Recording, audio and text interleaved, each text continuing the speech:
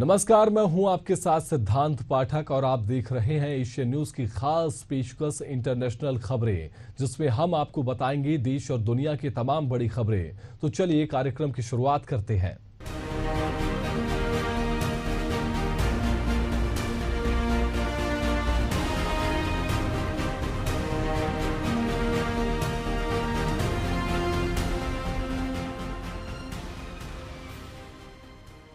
Israel ने बीते दिनों एक हमला किया जिसमें हमास का पूर्व चीफ इस्माइल हानिये को मार गिराया गया। वहीं उसके बाद हमास ने याहिया सिनवार को हमास का नया चीफ बनाया गया है।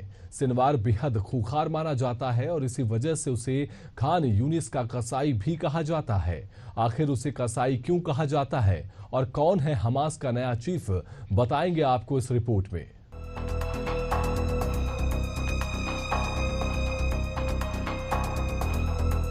हमास का पूर्व चीफ इस्माइल हानिये की मौत के बाद याहिया सिनवार को हमास का चीफ बनाया गया है। हमास ने मंगलवार को एक बयान जारी कर इसकी जानकारी दी है। इससे पहले याहिया सिनवार सिर्फ गाजा में हमास की कमान संभाल रहा था। हानिये जहां कतर से संगठन को ऑपरेट कर रहा था, वहीं सिनवार गाजा में ही रहता है। 2017 में जब उसे गाजा का चीफ बनाया गया था, तब से वह कभी भी सामने नहीं आया है। सिनवार के हमास पर काफी मजबूत पकड़ है। 1 जुलाई को तेहरान में हानिये के ठिकाने पर मिसाइल से हमला किया गया था। इसमें हानिये और उसके एक बॉडीगार्ड की मौत हो गई थी। हानिये की अगुवाई में ही हमास ने पिछले साल 7 अक्टूबर को इजराइल पर 75 सालों का सबसे बड़ा हमला किया था। इसमें 1200 से अधिक लोगों की मौत हो गई थी, जबकि सिनवार इसका मास्टरमाइंड था। सिनवार ही क्यों चुना गया हमास का चीफ? आमतौर पर किसी चीफ के मरने के बाद उनकी जगह डिप्टी चीफ लेता है, लेकिन हमास की डिप्टी चीफ रहे सालेह उल अरूरी की हत्या इसी साल जनवरी में हो गई थी। इजरायली सेना ने एक ड्रोन हमले में हमास के नंबर 2 नेता को मार गिराया था। हमास के पॉलिटिकल विंग में नंबर 1 और नंबर 2 दोनों की कुर्सी खाली हो गई थी। फिलहाल हमास में कोई ऐसा नेता नहीं है जो इजराइल की जंग का गाजा की स्थिति को सिनवार से बेहतर समझ सके। ऐसे में उसे चीफ बनाया गया है। अब सिनवार ही बंधकों की रिहाई और सीज फायर से जुड़े अहम फैसले लेगा। रिफ्यूजी कैंप में जन्मा सिनवार, 22 साल जेल में रहा सिनवार। नए हमास चीफ का पूरा नाम याहिया इब्राहिम हसन सिनवार है। उसका जन्म गाजा पट्टी के दक्षिणी इलाके में स्थित खान यूनिस के शरणार्थी कैंप में हुआ। याहिया के माँ बाप अश्केलॉन के थे। 1948 में इजराइल की स्थापना हुई और हजारों फिलिस्तीनियों को उनके पुश्तैनी घरों से निकाल दिया गया, तो याहिया के माता पिता भी शरणार्थी बन गए थे। 2 इजरायली सैनिकों और 4 फिलिस्तीनियों का अपहरण और उनकी हत्या करने के आरोप में सिनवार को 1989 में गिरफ्तार किया गया था। उस वक्त याहिया की उम्र 19 साल थी। मुकदमा चला, बाद में उसे आजीवन कारावास की सजा सुनाई गई। हालांकि 2011 में इजरायली सैनिक गिलाद शालिट के बदले में 1000 से ज्यादा कैदियों को अदला बदली के दौरान सिनवार को भी रिहा कर दिया गया। तब तक सिनवार करीब 22 साल जेल में बिता चुका था। रिफ्यूजी कैंप में जन्मा सिनवार, 22 साल जेल में रहा सिनवार। 1948 में इजराइल की स्थापना हुई। फिलिस्तीनियों को उनके घरों से निकाला गया। खान यूनिस का कसाई कहलाता है सिनवार। सिनवार को निर्मम हत्याएं करने के लिए जाना जाता है। एक रिपोर्ट के मुताबिक सिनवार ने इजराइल के लिए जासूसी करने के शक में एक शख्स को उसके भाई के हाथों ही जिंदा दफन करवा दिया था। हैरानी की बात यह है कि दफन करने का काम किसी फावड़े से नहीं बल्कि चम्मच से किया गया था। ऐसी क्रूरता की वजह से ही सिनवार को खान यूनिस का कसाई भी कहा जाता है। सिनवार के करीबी भी उससे खौफ खाते हैं। कहा जाता है कि अगर आप सिनवार की बात को टाल रहे हैं तो अपनी जिंदगी को दांव पर लगा रहे हैं। सिनवार ने 2015 में हमास कमांडर महमूद इश्तवी को टॉर्चर कर जान ले ली थी। इश्तवी पर समलैंगिकता और पैसों की हेराफेरी का आरोप था। सिनवार लोगों को कंट्रोल करने में माहिर है। हालांकि उसे बहुत अच्छा वक्ता नहीं माना जाता। 2014 में उसे मृत घोषित कर दिया था, जो कि कुछ समय बाद एक अफवाह साबित हुई। साल 2015 में याहिया को अमेरिका ने आतंकी घोषित किया था। सिनवार को ईरान का करीबी माना जाता है। बहरहाल सिनवार के चीफ बनने के बाद इजराइल की मुश्किल बढ़ती है या नहीं, यह देखने वाली बात होगी। Bureau report, Asian news. Israel और गाजा के बीच पिछले 10 महीनों से चल रही जंग में अब तक गाजा में तकरीबन 40,000 से भी ज्यादा लोगों की मौत हो चुकी है। वहीं शनिवार को इजराइल ने गाजा के दराज जिले में एक स्कूल पर सुबह सुबह एक रॉकेट से हमला कर दिया। इस हमले में सैकड़ों लोग मारे गए। आखिर इस हमले को लेकर इजरायली सेना ने क्या दावा किया है? आखिर इजराइल ने स्कूल पर रॉकेट से क्यों हमला किया? जानिए इस रिपोर्ट में।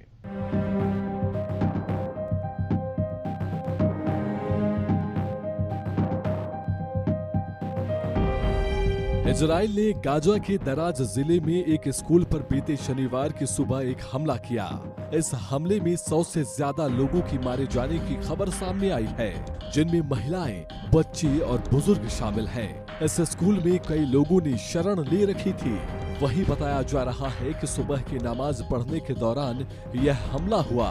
स्थानीय लोगों के मुताबिक एक के बाद एक 3 रॉकेट स्कूल पर गिरे, जिससे कि वहां पर आग लग गई।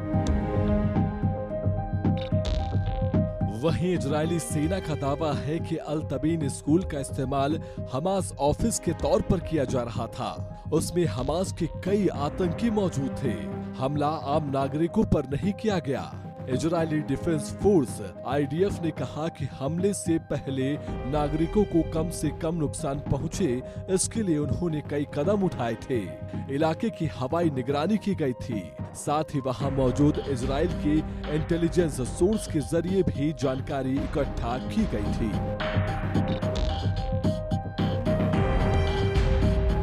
हमास प्रवक्ता महमूद बासल ने बताया कि हमले में करीब 100 लोग मारे गए, दर्जनों लोग घायल हुए। स्कूल में फिलिस्तीनियों ने पनाह ली थी। यह भयावह हमला है।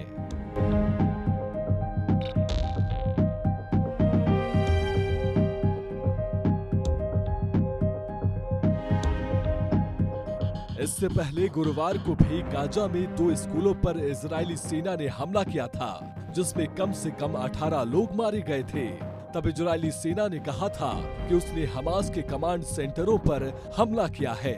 वहीं सूत्रों के हवाले से खबर सामने आ रही है कि गाजा शहर में बमबारी वाले स्कूल में फिलिस्तीनी लोग फंसे हुए हैं। आग बुझाने में दिक्कत हो रही है, क्योंकि इजरायली सेना ने पानी की सप्लाई भी काट दी है। फिलिस्तीनी इस्लामिक जिहाद ने कहा कि स्कूल में सुबह अल्लाह की इबादत करने वालों को अपराधियों ने निशाना बनाया। ये अपराध है। दुश्मन सेना स्कूल को तबाह करने के बाद वही बहाने इस्तेमाल कर रही है, जो उन्होंने अस्पतालों पर हमला करने के बाद किए थे। उनकी सारी दलीलें झूठी साबित हुई। पिछले साल दिसंबर में भी इजराइल ने गाजा के 2 स्कूलों पर एयर स्ट्राइक की थी। इस हमले में भी करीब 50 लोगों की मौत हो गई थी। वहीं सैकड़ों लोग घायल भी हुए थे।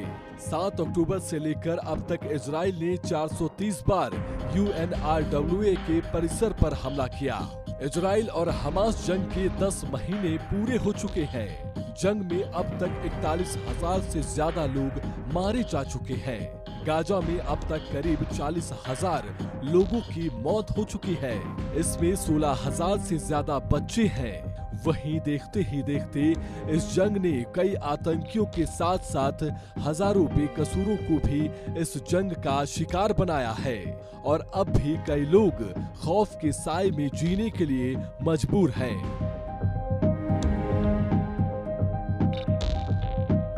Bureau report, Asian news. भूकंप का देश कहे जाने वाले जापान में गुरुवार को भूकंप के झटके महसूस हुए, जिसके बाद देश के कई शहरों में सुनामी का अलर्ट जारी कर दिया गया है। आखिर भूकंप की तीव्रता कितनी थी? भूकंप का केंद्र जापान के किस शहर में रहा? जानने के लिए देखिए पूरी रिपोर्ट।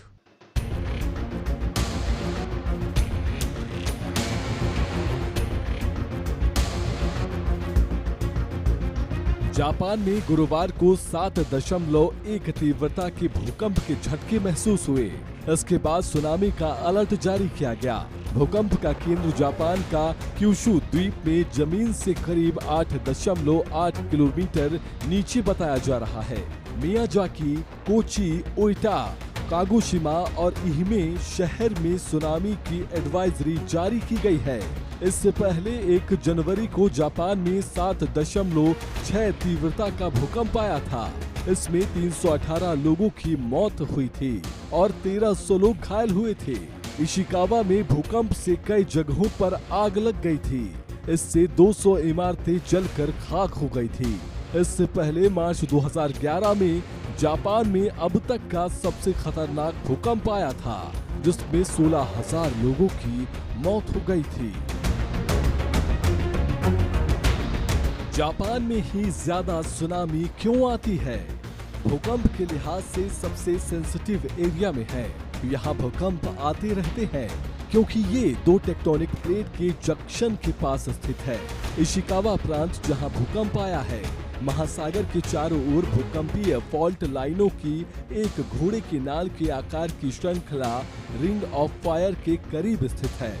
रिंग ऑफ फायर ऐसा इलाका है जहां कॉन्टिनेंटल प्लेट्स के साथ ओशियनिक टेक्टोनिक प्लेट्स भी मौजूद हैं।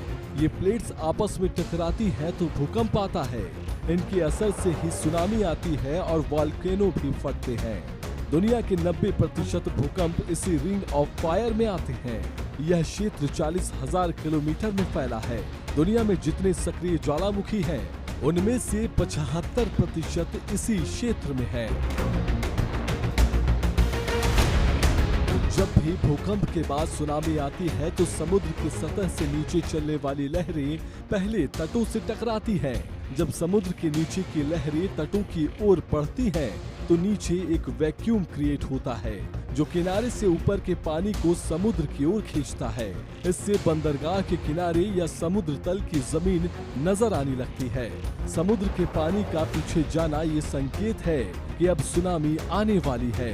इसके कुछ मिनट या घंटों बाद सुनामी वाली लहर जोरदार ताकत और शोर के साथ किनारों से टकराती है।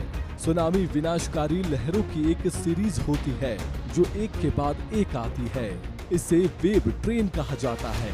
जैसे जैसे एक के बाद एक लहरें बीच समुद्र से किनारों की ओर पहुंचती हैं, तो सुनामी की ताकत बढ़ती जाती है। सुनामी की त्रासदी झेलने वाले लोग बताते हैं कि एक छोटी लहर आकर चली गई, इसका मतलब ये नहीं कि सुनामी चली गई। वो दूसरी, तीसरी, चौथी लहर के रूप में विनाश लेकर आती है। इसी कारण जैसे ही मौका मिले तुरंत सुरक्षित स्थान पर चले जाना चाहिए। कैसे तय होगा कि ये सुनामी है या नहीं? जापान के सुनामी वार्निंग सिस्टम के मुताबिक अगर भूकंप के बाद सुनामी की एडवाइजरी या अलर्ट जारी होता है और इसके बाद समंदर में 1 मीटर ऊंची लहरें उठती हैं, तो इसे सुनामी कैटेगरी में रखा जाता है। इनकी ऊंचाई बाद में 3 से 5 मीटर तक हो सकती है। अगर 5 मीटर तक लहरें उठती हैं, तो इसे मेजर सुनामी कैटेगरी में रखा जाता है। दरअसल भूकंप आने से हर साल पूरी दुनिया में कई लोगों की मौत होती है। उसके बाद सुनामी का भी प्रकोप सोने पे सुहागे का काम करता है। बहरहाल इसी तरह की प्राकृतिक आपदा में इंसान की सारी टेक्नोलॉजी धरी की धरी रह जाती है। इंसान खुद को कितना भी डेवलप कर ले, लेकिन नेचर के सामने इंसान के हाथ बंधे हुए रहते हैं। Bureau report, Asian news. प्रधानमंत्री मोदी एक बार फिर दुनिया भर के सबसे लोकप्रिय नेताओं की लिस्ट में नंबर 1 पर बने हुए हैं।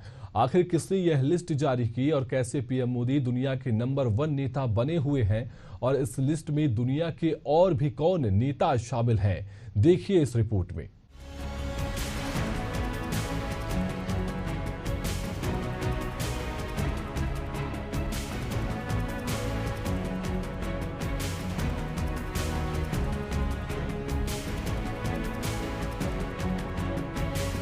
भारतीय प्रधानमंत्री नरेंद्र मोदी एक बार फिर दुनिया के सबसे लोकप्रिय नेता बन गए हैं।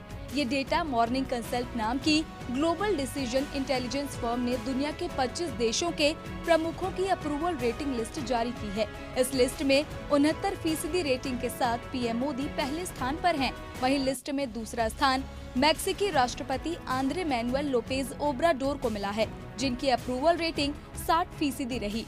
वहीं बात की जाए दुनिया के सबसे ताकतवर देश अमेरिका की, तो अमेरिकी राष्ट्रपति जो बाइडेन इस लिस्ट के टॉप 10 नेताओं में भी जगह नहीं बना पाए हैं। जो बाइडेन 39% अप्रूवल रेटिंग के साथ 12वें नंबर पर रहे। वहीं 25वां यानी आखिरी स्थान जापानी प्रधानमंत्री फूमियो किशिदा को मिला। उनकी रेटिंग इस लिस्ट के अनुसार 16% रही। इससे पहले फरवरी महीने में 78% की अप्रूवल रेटिंग के साथ पीएम मोदी दुनिया के सबसे लोकप्रिय नेता रहे थे। मॉर्निंग कंसल्ट का ये सर्वे 30 जनवरी से 5 फरवरी के बीच जुटाए गए डेटा पर आधारित था। तब भी मैक्सिकी राष्ट्रपति आंद्रे मैनुएल लोपेज ओब्राडोर दूसरे स्थान पर थे। उनकी रेटिंग 64% थी। कैसे तय होती है rating? Global leader approval rating tracker website morning consult के मुताबिक ये लिस्ट 8 से 14 जुलाई के बीच कलेक्ट किए गए डेटा पर आधारित है। हर देश के 18 साल से ज्यादा उम्र के लोगों को सर्वे करने के बाद 7 दिन के औसत से अप्रूवल रेटिंग तय होती है। फ्रांसीसी राष्ट्रपति और कनाडा के पीएम की लोकप्रियता कम हुई। जारी की गई इस नई रेटिंग के मुताबिक जो बाइडेन 39% अप्रूवल रेटिंग के साथ 12वें नंबर पर रहे।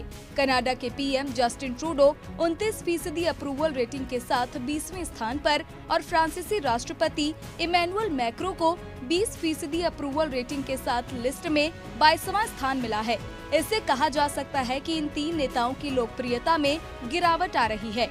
वहीं भारत के प्रधानमंत्री Narendra Modi social media platform x पर सबसे ज्यादा फॉलो किए जाने वाले ग्लोबल लीडर बन गए हैं। पीएम के फॉलोअर्स का आंकड़ा 100 मिलियन यानी 10 करोड़ के पास पहुंच गया है। पिछले 3 साल में मोदी को 30 मिलियन नए लोगों ने फॉलो किया। इससे जाहिर होता है कि प्रधानमंत्री नरेंद्र मोदी की लोकप्रियता दुनिया के दूसरे नेताओं से कहीं ज्यादा है।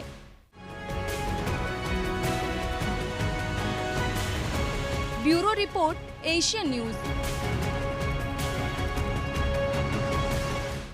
बांग्लादेश में असंतोष के बीच एक खबर सामने आ रही है। सैयद रिफत अहमद बांग्लादेश के नए चीफ जस्टिस होंगे। शनिवार 10 अगस्त की देर रात 9 बजे इसका ऐलान किया गया। इससे पहले दोपहर को चीफ जस्टिस ओबैदुल हसन ने भी इस्तीफा दे दिया था। उनके इस्तीफे की मांग को लेकर प्रदर्शनकारी छात्रों ने शनिवार सुबह सुप्रीम कोर्ट को घेर लिया था। प्रदर्शनकारी बड़ी तादाद में वहां इकट्ठे हुए थे। छात्रों ने कहा, अगर जजों ने इस्तीफा नहीं दिया तो हसीना की तरह उन्हें भी कुर्सी से खींचकर उतार दिया जाएगा। प्रदर्शनकारी छात्रों ने आरोप लगाए थे कि सुप्रीम कोर्ट के जज हसीना से मिले हुए हैं। वहीं पूर्व पीएम शेख हसीना ने 5 अगस्त को पद से इस्तीफा दे दिया था और देश छोड़कर भारत आ गई थी।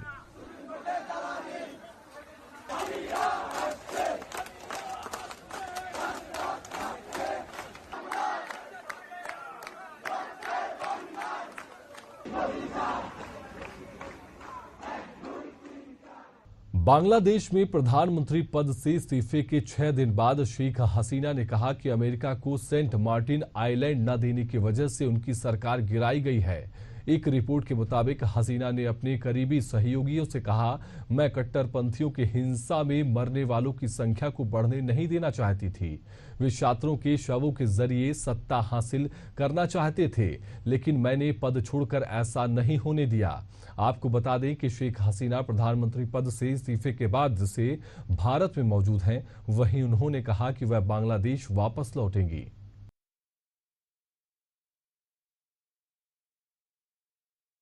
हमारे इस खास कार्यक्रम में फिलहाल के लिए इतना ही। देश और दुनिया के तमाम अपडेट्स के लिए देखते रहिए एशियन न्यूज। नमस्कार।